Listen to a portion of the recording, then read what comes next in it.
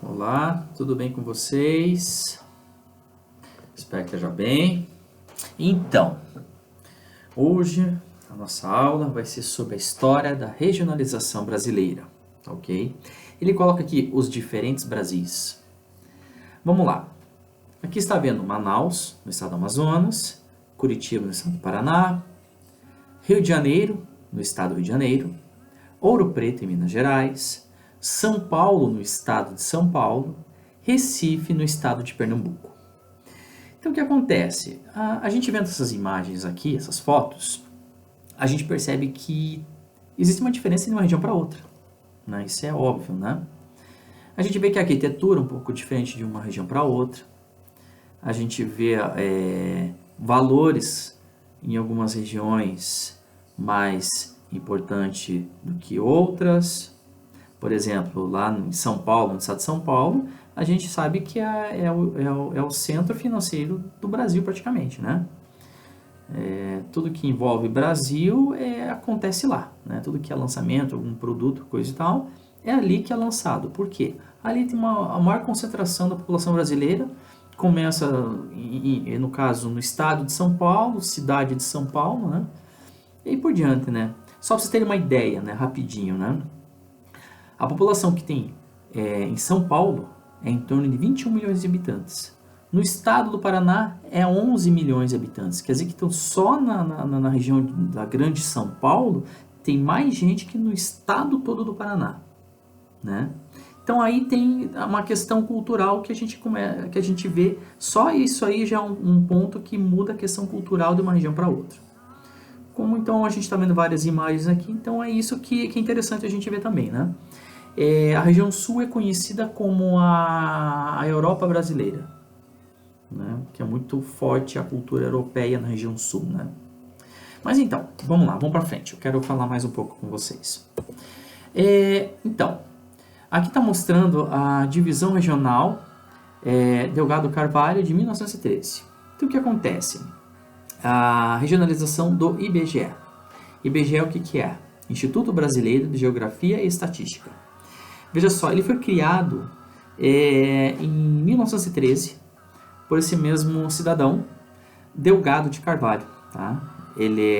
Apesar de ele ser considerado um geógrafo, ele é formado em Direito, né?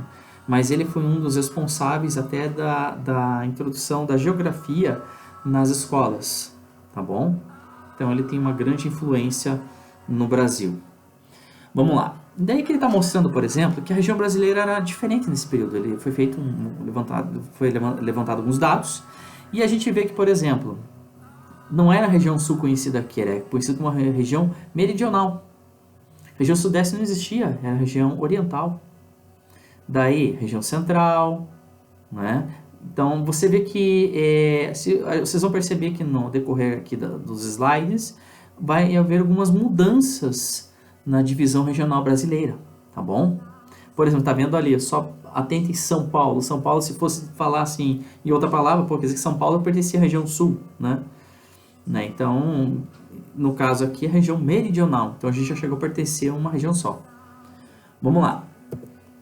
Aqui no caso, a imagem, está vendo uma foto no canto da tela, né? Esse é o Delgado de Carvalho, tá bom? Ele que foi o responsável que eu falei anteriormente aqui para vocês. Então, daí veio algumas propostas de regionalização. Veja só, Minas ficou pertencendo à região centro do país numa época. Bahia, Espírito Santo, né? Sergipe, então você vê ali que pertencia à região leste, né? E São Paulo e Rio de Janeiro, juntamente com o Paraná, Santa Catarina e Rio Grande do Sul, pertenciam à região sul, né? E entre outras alterações que a gente vê ali na região norte do país, né?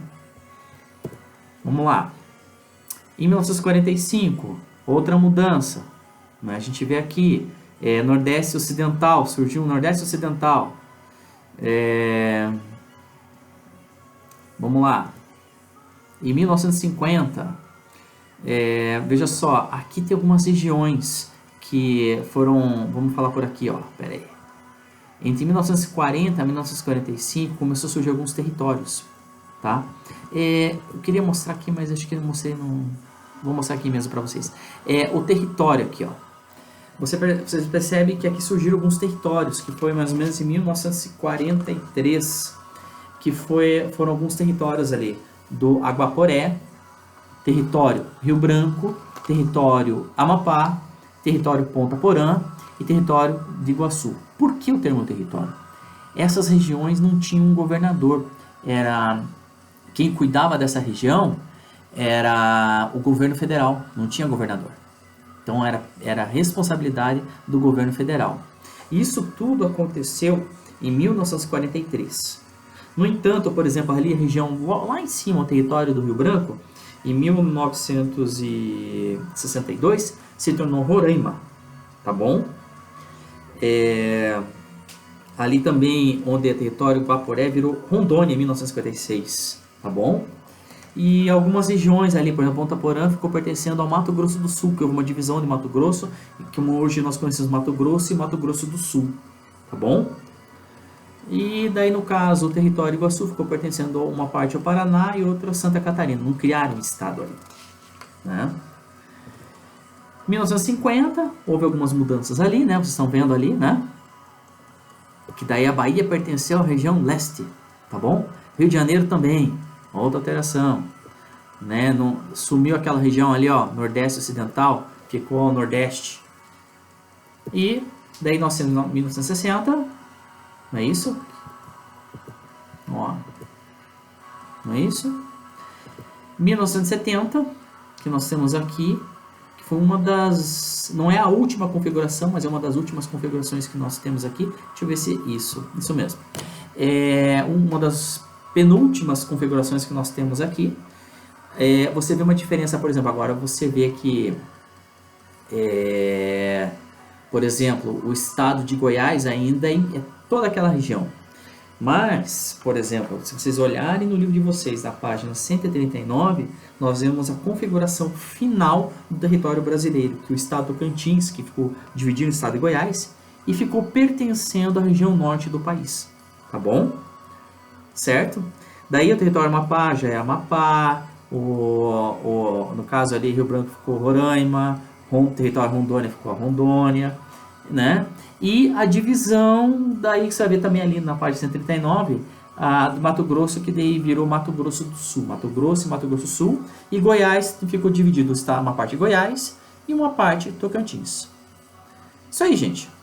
Deus abençoe vocês, tenha uma boa semana, e qualquer dúvida a gente fala no nosso fórum, tá ok? Deus abençoe vocês, e tenha uma boa aula, e um bom descanso.